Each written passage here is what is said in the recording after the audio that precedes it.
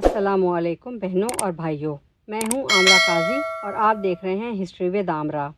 تاریخ اسلام اپنے جنگی کارناموں اور کامیابیوں کی کئی عظیم الشان مثالوں سے بھرپور ہے، مگر نہ جانے کیوں مغربی مورخین کو نپولین بوناپارٹ، جولیس سیزر اور سکندر اعظم سے آگے کچھ نظر ہی نہیں آتا۔ گو کہ یہ بھی اپنے اپنے ادوار میں بہترین جنگی کمانڈرز رہے اور بڑے بڑے کارنامے انجام دیے، مگر پھر بھی مغربی مورخین اپنے بغض کے باعث یا تو مسلمانوں کے کارناموں کا ذکر ہی نہیں کرتے، اور اگر کہیں غلطی سے کرنا پڑ ہی جائے تو اسے بھی نیگیٹو انداز میں پورٹرے کرتے ہیں۔ بہت ہی کم مغربی مورخین ایسے ہیں کہ جو مسلم کمانڈرز کی جنگی صلاحیتوں کا اعتراف کھلے دل سے کرتے ہوں۔ تاریخ اسلام کے ایک ایسے ہی نڈر جنرل گزرے ہیں جن کا تذکرہ دنیا کی جنگی تاریخ میں جس شاندار انداز میں ہونا چاہیے وہ دیکھنے کو نہیں ملتا۔ اس ناقابل شکست جنرل کو مسلم دنیا حضرت خالد بن ولید رضی اللہ تعالیٰ عنہ کے نام سے جانتی ہے، جن کا مکمل نام ابو سلیمان خالد بن ولید بن مغیرہ المخزومی تھا، اور ان کی بہادری اور بے مثال کامیابیوں کے باعث رسول اللہ صلی اللہ علیہ وآلہ وسلم نے انہیں سیف اللہ یعنی اللہ کی تلوار کے لقب سے بھی نوازا تھا۔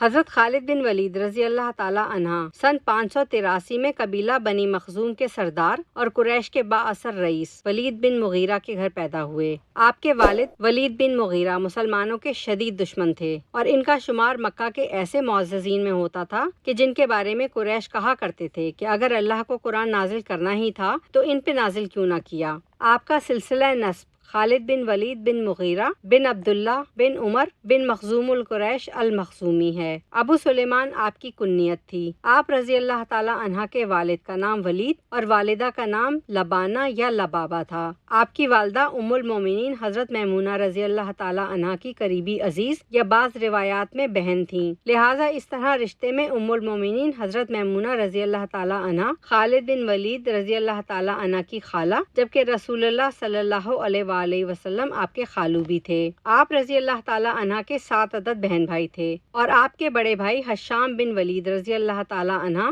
آپ یعنی خالد بن ولید رضی اللہ تعالیٰ عنہ کے اسلام لانے سے پہلے ہی اسلام قبول فرما چکے تھے۔ آپ کا خاندان زمانہ جاہلیت سے ہی مکہ میں ایک معزز مقام رکھتا تھا، کیونکہ آپ کے قبیلے بنی مخزوم اور خاندان کے افراد بہت جنگجو اور مضبوط قد و قامت کے حامل تھے، لہٰذا عربوں کی روایات کے مطابق جس میں ہر قبیلے اور خاندان کے جدا جدا کچھ فرائض تھے، اسی لیے جنگی ساز و سامان اور فوجی کیمپ کے انتظامات سنبھالنے کی ذمہ داری کے ساتھ ساتھ فوج کی سپہ سالاری کا عہدہ بھی انہی کے قبیلے اور خاندان کے پاس تھا، اور انہی جنگی مقاصد کے لیے گھوڑے پالنا اور جنگی گھوڑوں کی حفاظت و دیکھ بھال کی ذمہ داری بھی انہی کی ہوتی تھی۔ یہی سبب تھا کہ گھڑ سواری، تلوار بازی اور نیزہ بازی کی تربیت ان کا روزانہ کا معمول تھا۔ چاق و چوبند اور مضبوط جسم، دراز قد، سرخ و سفید روشن چہرہ، چوڑا اور کشادہ سینہ، چمکتی عقابی آنکھیں۔ چونکہ حضرت خالد بن ولید رضی اللہ تعالیٰ عنہ نے تلوار کے سائے میں پرورش پائی تھی، اسی لیے وہ بہت پھرتیلے اور نڈر بھی تھے،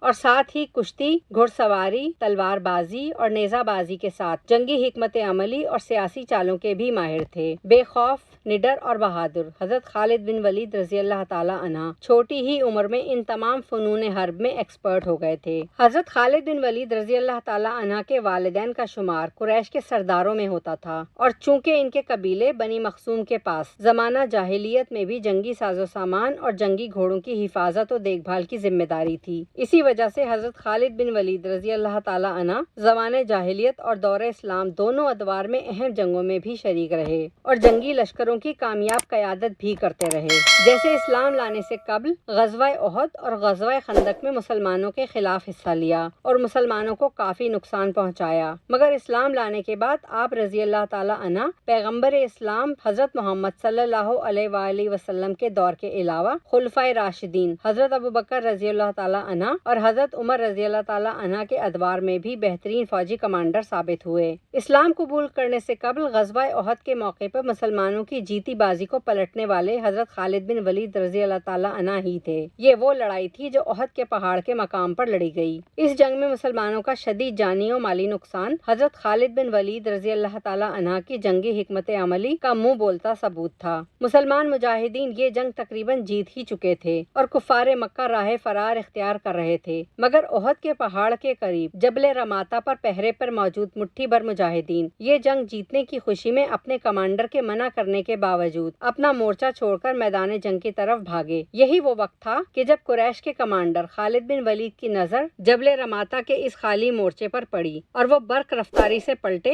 اور جبل رماتا پہ موجود چند مجاہدین کو شہید کرتے ہوئے میدان جنگ میں مسلمانوں پر ٹوٹ پڑے۔ ان کے اس اچانک اور شدید ترین حملے نے مسلمانوں کو سنبھلنے کا موقع ہی نہ دیا اور یوں مسلمانوں کی اس ذرا سی غفلت سے مسلمانوں کو شدید جانی اور مالی نقصان اٹھانا پڑا۔ اسی طرح اسلام قبول کر لینے کے بعد مسلم کمانڈر کی حیثیت سے حضرت خالد بن ولید رضی اللہ تعالیٰ عنہ کے ولولہ انگیز جنگی کارنامے دیکھ کر ماہرین حرب و ضرب حیران رہ گئے۔ ان کے برق رفتار طوفانی حملوں اور لگاتار فتوحات نے دنیا کو ورطۂ حیرت میں ڈال دیا۔ حضرت خالد بن ولید رضی اللہ تعالیٰ عنہ اپنے قبول اسلام کا واقعہ کچھ یوں بیان کرتے ہیں: ایک رات میں نے خواب میں دیکھا کہ میں تنگ و تاریک اور بھیانک جگہ سے گزرتے ہوئے ایک سرسبز و شاداب اور کھلے میدان کی طرف جا رہا ہوں۔ صبح جب میری آنکھ کھلی تو میری دنیا ہی بدل چکی تھی۔ میں نے عثمان بن طلحہ سے اپنے ساتھ مدینہ چلنے کا پوچھا تو وہ خوشی خوشی راضی ہو گئے اور ہم اللہ کی راہ میں نکل کھڑے ہوئے۔ ابھی ہم زیادہ دور نہیں گئے تھے کہ ہمیں راستے میں عمرو بن عاص بھی مل گئے، وہ بھی اسی مقصد سے مدینہ جا رہے تھے۔ یوں ہم تینوں نے مدینہ پہنچ کر خود کو بارگاہ رسالت میں پیش کر دیا، جس پر سرکار دو عالم صلی اللہ علیہ وآلہ وسلم نے اپنی بے پناہ خوشی کے اظہار کے ساتھ فرمایا کہ خالد، تمہاری عقل و دانش اور فہم و فراست کی بنا پر مجھے پوری امید تھی کہ تم ایک نہ ایک دن ضرور مسلمان ہو جاؤ گے۔ 8 ہجری میں اسلام لانے کے بعد بطور ایک سپاہی کے آپ کا پہلا معرکہ شام کے سرحدی علاقے کے قریب موتا نامی بستی میں پیش آیا، جو کہ آج کل اردن میں شامل ہے۔ نبی کریم صلی اللہ علیہ وآلہ وسلم نے ایک صحابی حارث بن عمیر کو ایک خط دے کر حاکم بصرہ کے پاس روانہ کیا، لیکن انہیں کیسر روم کے گورنر شرجیل بن عمرو غسانی نے گرفتار کر کے شہید کر دیا۔ حضرت محمد صلی اللہ علیہ وآلہ وسلم نے اسلام کے سفیر کی شہادت کا بدلہ لینے کے لیے حضرت زید بن حارثہ کی قیادت میں 3000 جنگجوؤں کا لشکر روانہ کیا اور تاکید فرمائی کہ زید شہید ہو جائیں تو جعفر بن ابی طالب کو سپہ سالار بنا لینا، اگر وہ بھی شہید ہو جائیں تو عبداللہ بن رواحہ کو امیر بنا لینا، اور اگر وہ بھی شہید ہو جائیں تو مسلمان اپنے درمیان میں سے کسی کو بھی بطور امیر چن لیں۔ اسلامی لشکر موتا پہنچا تو شاہ روم ہرقل 1 لاکھ جنگجوؤں کے لشکر کے ساتھ مسلمانوں کا منتظر تھا۔ گھمسان کی جنگ ہوئی اور مسلمانوں کے تینوں سپہ سالار باری باری شہید ہو گئے۔ مجاہدین کے لیے یہ مایوس کن صورتحال تھی۔ میدان جنگ میں رومیوں کا قبضہ تھا، ایسے میں مسلمانوں نے فوج میں محض ایک سپاہی کے طور پر شریک حضرت خالد بن ولید رضی اللہ تعالیٰ عنہ کو اپنا سپہ سالار منتخب کر لیا اور جھنڈا ان کے ہاتھ میں تھما دیا۔ حضرت خالد بن ولید رضی اللہ تعالیٰ عنہ نے میدان جنگ میں ایک پرجوش اور ولولہ انگیز تقریر کی اور اچانک رومیوں پر بھرپور حملہ کر دیا۔ رومی اس اچانک اور بھرپور حملے کے لیے ذہنی طور پر قطعاً تیار نہ تھے، چنانچہ وہ بدحواس ہو گئے اور شکست ان کا مقدر بن گئی۔ یہاں سے حضرت خالد بن ولید رضی اللہ تعالیٰ عنہ کی زندگی کے ایک نئے باب کا آغاز ہوا، جس کے متعلق آپ جانیں گے اگلی ویڈیو میں۔ اب تک کی داستان میں آپ کو حضرت خالد بن ولید رضی اللہ تعالیٰ عنہ کی شخصیت کے کس پہلو نے متاثر کیا؟ اس سوال کے جواب کے ساتھ اپنی قیمتی رائے کا اظہار نیچے دیے کامنٹ باکس میں ضرور کریں، اور اگر ویڈیو پسند آئی ہو تو لائک، شیئر اور سبسکرائب کرنا نہ بھولیں، اور ساتھ ہی بیل بٹن کو دبا دیں تاکہ ہر نئی آنے والی ویڈیو کا نوٹیفیکیشن آپ کو ملتا رہے۔